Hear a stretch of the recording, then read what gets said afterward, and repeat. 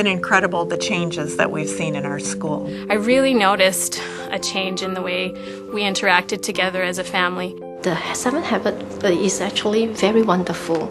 It not only to enlighten my children and also my life and make my life easier. When you see kindergarten children talking about the 7 habits and being able to define them, it's amazing. At English Estates in Fern Park, Florida, their school has a new motto and logo. The first year they did the leadership approach, their school was named most academically improved in their district and received an A grade.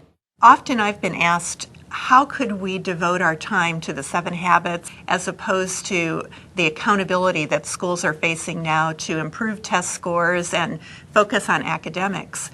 And I believe that where else could we begin first? Even the one kid that never felt that they can be in charge or be responsible for something, they feel that they can.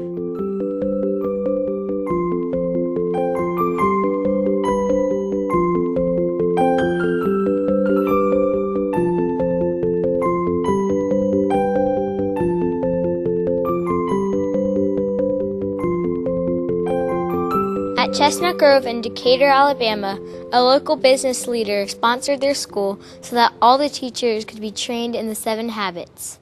Now other business leaders are getting involved so that all elementary schools in the city can enjoy the same benefits. I think as a business owner in Decatur, we have a responsibility to give back to our community. And we have a passion here at Ingersoll for education, for our kids, for the children. We're not just teaching perseverance and patience and kindness, we're also teaching leadership.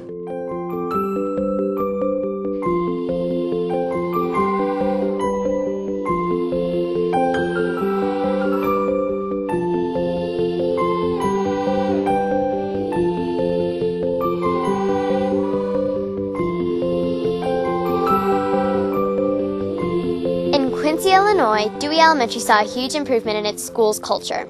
Students show up to school early to do 7 Habits activities and songs.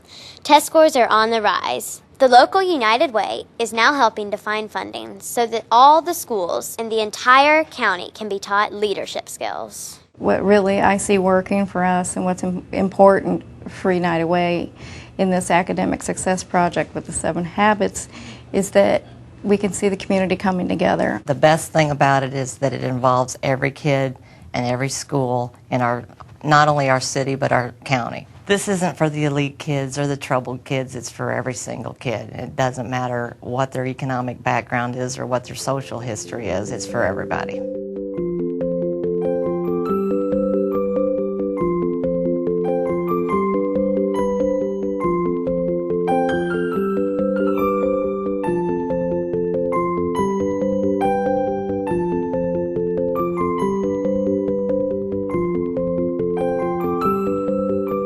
In Alberta, Canada, a number of schools are now doing the 7 Habits and having much success. At Joseph Welch Elementary in Red Deer, parent satisfaction with what their children were being taught jumped from 67% to 98% after the first year of teaching the 7 Habits.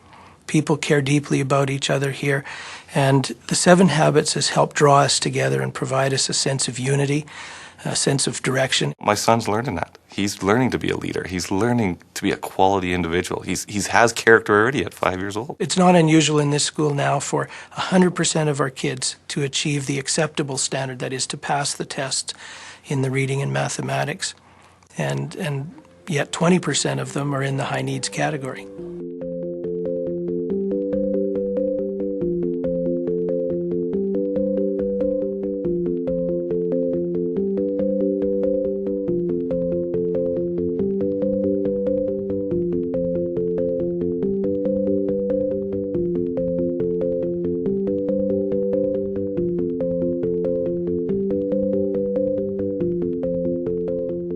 In Singapore, our friends are studying the 7 Habits for 1 hour every week.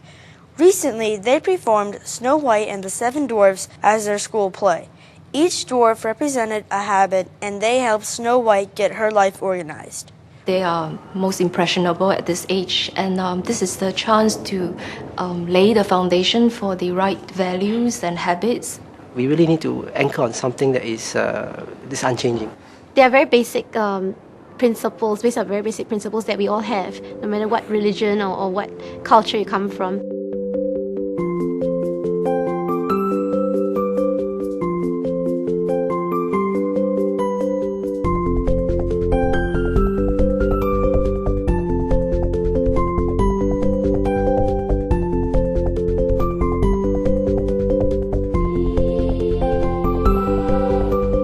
What's the maximum that they can make out of their lives? What's the real potential they could unleash, as opposed to normal teaching, which is about helping them to achieve grades, which are important, but this is really about maximising their potentials. From what I've seen, all the kids engage at one level or all levels, so even though people may think it's very American, I can see it being applied everywhere. Everybody can be a leader, really, and not just one person in a crowd. Everyone has got the qualities to be a leader, but it takes a special few to bring it out in a person.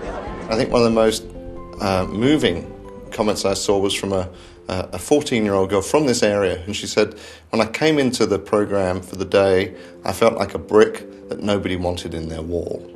When I left, I knew exactly what wall I wanted to fit in and how I made that wall stronger.